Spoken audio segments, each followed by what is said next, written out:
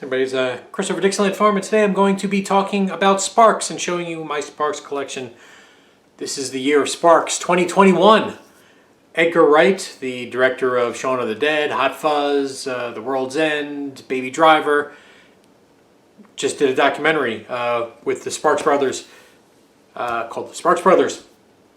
I have not seen it yet. It's just going to be me, and I just have an issue paying $20 if it's just going to be me for a movie. It's in the theaters, but it will be dropped down in price, and then I'll get the rental of it or buy it or whatever. And also, there was at Cannes this year, Sparks made a musical with a director starring Adam Driver and Marion Cotillard, where she's an opera singer, and she actually sang opera. When I was going through my opera phase, I noticed, wait a minute, why is she in an opera? But there you go. That was made by Amazon Movies, so it'll be on Amazon Prime at some point, a musical. And I know there's a scene in it that is amusing. I can't go any further than that. But Sparks are one of those bands that I don't think they got their due because their lyrics are often very amusing. Just like Ween doesn't get their due, or Presidents of the United States of America never got their due because their lyrics are funny. And they're also always 10 steps ahead of everybody else musically. So they never catch on until it's way past the time and nobody's going back to look. So what do they, I think they build the Sparks Brothers, your musicians, your favorite musician's favorite band, that's got to be true. Around since like 1970 with Half Nelson. This is a terrible disc burn of the download that I have. Then they went on to a woofer in Tweeter's Clothing. This has a version of Do Re Mi on it, produced by Todd Rundgren. I think the only people that have ever said anything nice about Todd Rundgren, Todd Rundgren will produce your best album or your biggest hit album, and then you'll hate him and never work with him again. That's just the way it is. I read a book about Todd Rundgren as a producer, and just every band, they go to him because we're failing, we need your help. He gives them their help, but I guess he's just such a personality to deal with. I think he's autistic or ADHD or both. Certainly ADHD, because of his music, if you're a fan of his music. But yeah, nobody ever has anything nice really to say, despite him doing exactly what you hired him to do. So Sparks. Can't describe what the music sounds like because it's always different, but the one thing I can describe is Russell Mael there sings in a very operatic tone. Very operatic. And this is off-putting for most people. And I get that. He has a great range, great voice, but it is operatic. But like I said, they're always funny. So this is their greatest hits album where they just redid their own songs. So instead of you getting like the studio recordings, they just redid the songs. And what is the quote from John Lennon when Ron Mael played on the TV? Look, Mom, there's Hitler on the TV. And if you watch those early performances in the 70s when they were in England, so they weren't successful, those two albums, Half Nelson and A Woofer in Tweeter's Clothing. So they moved to England, where they had some kind of following, and they became huge. Huge. Huge. Nobody here in America knows who they are. Huge over there. Though you know one of their songs, even though on Kimono My House, you see, so puns. It's got the song, This Town Ain't Big Enough for the Both of Us, which has been used everywhere. And it sounds like a synthesizer playing like a sequencer, but it's not. It's just Ron just playing it over and over again, constantly, like a machine. When he performed Ron with his, that is called a, not a Hitler mustache, or Charlie Chaplin mustache that is called a toothbrush mustache. He would either scowl at the audience or just not look at anything that's going on. So there's a concert of him just like this, and there is mayhem going behind him. People jumping the stage and getting tackled by security. Nothing. Just, and then occasionally, like that, the whole time. He had a Roland synthesizer. He rearranged the letters. Ronald. I can't describe to you how much I love this band. Song on here in Heaven. It's about a suicide pact like Romeo and Juliet, but the narrator of the song decides to change their mind. Or it's the other way around, right? They're up in heaven waiting for the other person to go through with the pact, but they don't. So, this is an album I didn't want a reissue, so I was able to find an Island original. This is at least an American Island, not a UK. Propaganda. I got this for $6. You're not going to find Sparks now for $6. Also on Island, but the US version.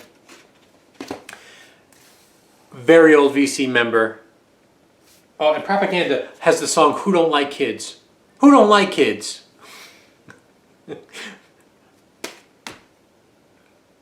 Again, great. Mikey C. Lemons from the old days. He knew I was a fan. He sent me this album because I'm sure this is like a thrift album, but these things are impossible to find. The greatest cover, and I think this is the second greatest Sparks album.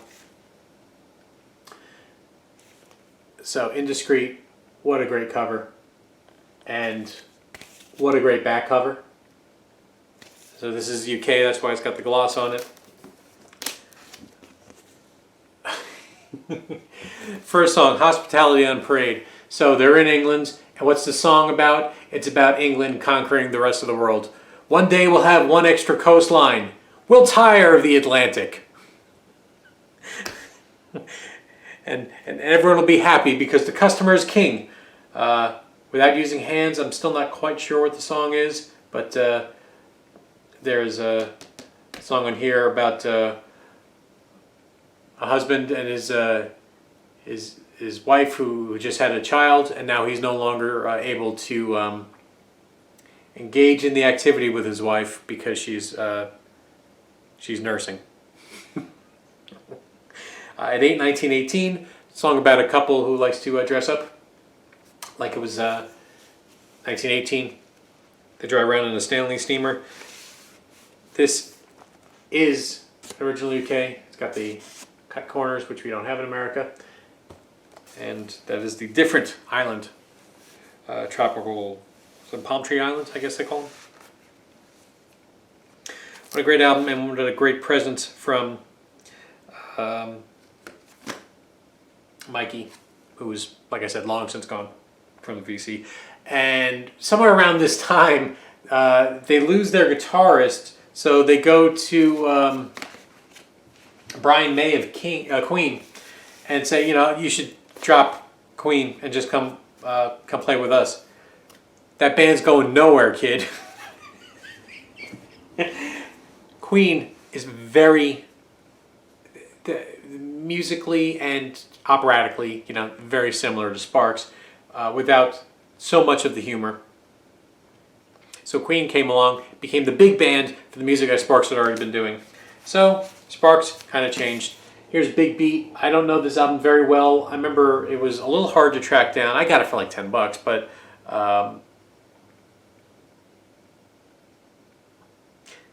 definitely a little misogynistic on this one. But yeah, I don't know. Oh, a little mildly racist? Sure. That's on this one. So, I don't know this album very well. I also don't know this next album very well, except for I remember it started to sound a little disco-y, which I thought, well, that didn't really sound like Sparks, right? So this is rock, but not the glam rock that the earlier albums sort of are. And then introducing Sparks, this is just the greatest cover. And it is Gold Stamp promo, if that matters to you. This is the only record they did on Columbia. I remember the music was the issue, but the lyrics are great. I'm sure if I gave it another chance, but it just was missing the magic. And they were trying to figure themselves out. They also like ditched the whole band, came back, wanted to be back in America. That didn't work out, so number one, In Heaven. Also has the great song Beat the Clock. That is a great song on here. This is produced by Giorgio Moroder in 1979 on Elektra. It's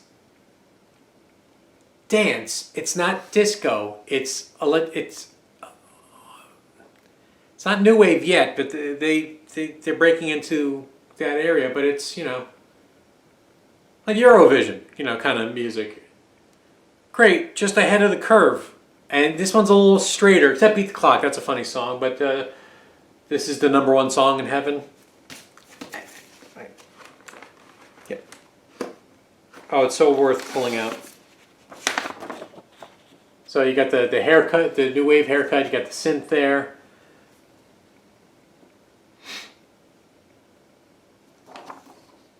Yeah, this is a good album. But though I normally wouldn't go for this kind of album, it's got such charm that I do like it a lot. There was another one after this called Womp This Sucker. I remember my friend back at the college years, he gave it to me along with this other, I think with this other album, maybe he didn't. Maybe it was just Womp This Sucker. He said, oh, this is a band Sparks you should like. I put it on and I hated it. And I just never liked the album, and I ended up getting rid of it. I wish I kind of kept it because I'm such a Sparks fan now. I went back and listened to it like 10 years ago. I'm like, wow, this still isn't for me. So it's new wave, but it's missing some of that humor to me. So I just didn't like it, I think, or it was production. Unlike Angst in My Pants, this has I Predict.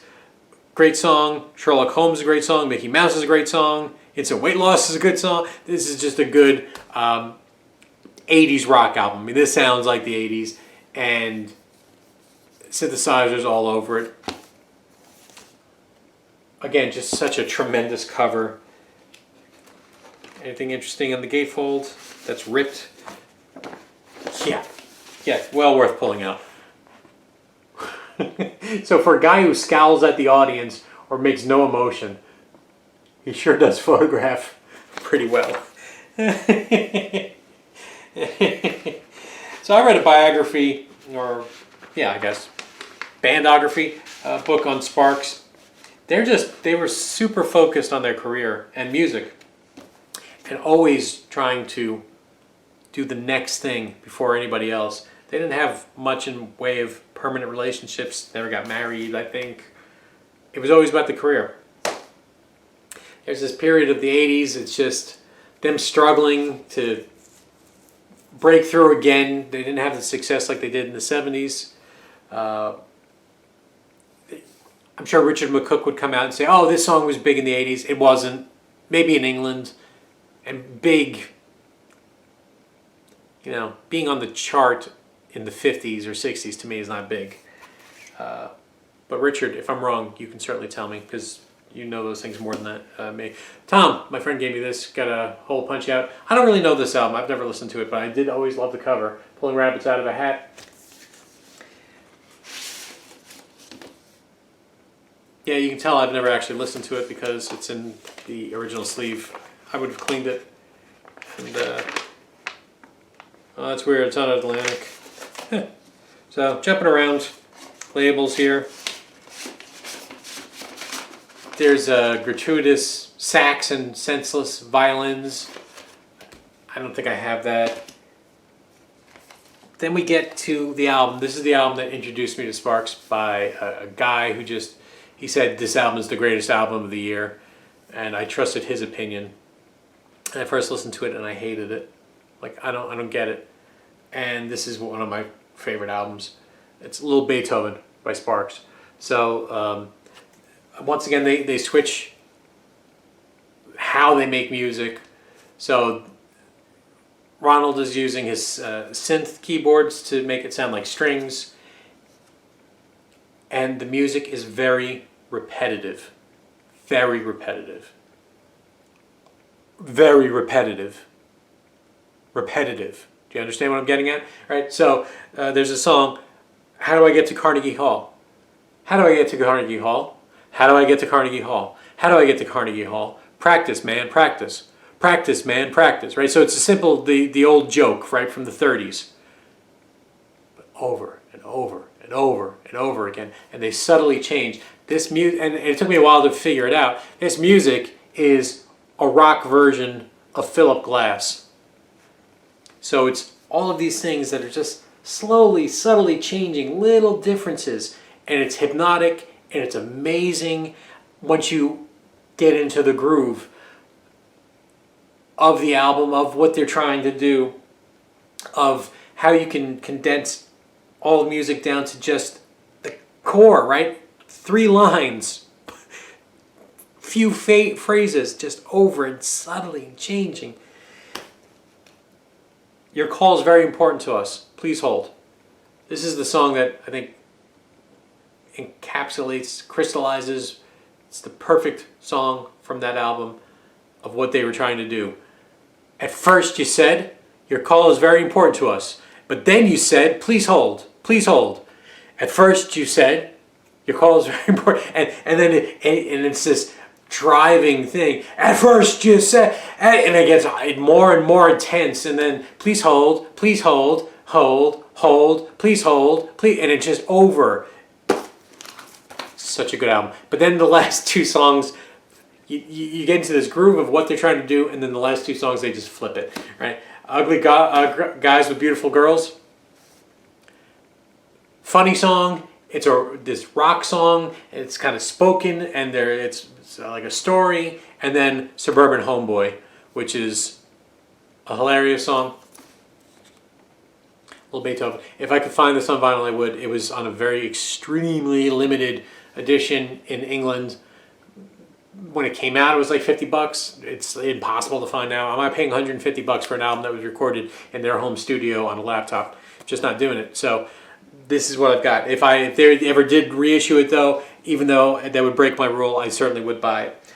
What I did buy on vinyl was Hello, Young Lovers. This is following along with the same type of music, but a little more expanded lyrically. And this was the same price as the CD back when I bought it. And I think it was white vinyl or red vinyl. So I can't remember which one I got. I got apparently the white vinyl. So pure white vinyl. With a little bit of stuff thrown in there. It's not dirt. So, Hello Young Lovers. And then on the flip side, Wonderful. First thing I did is I digitized it. I actually just listened to this album again this week when I was at the gym.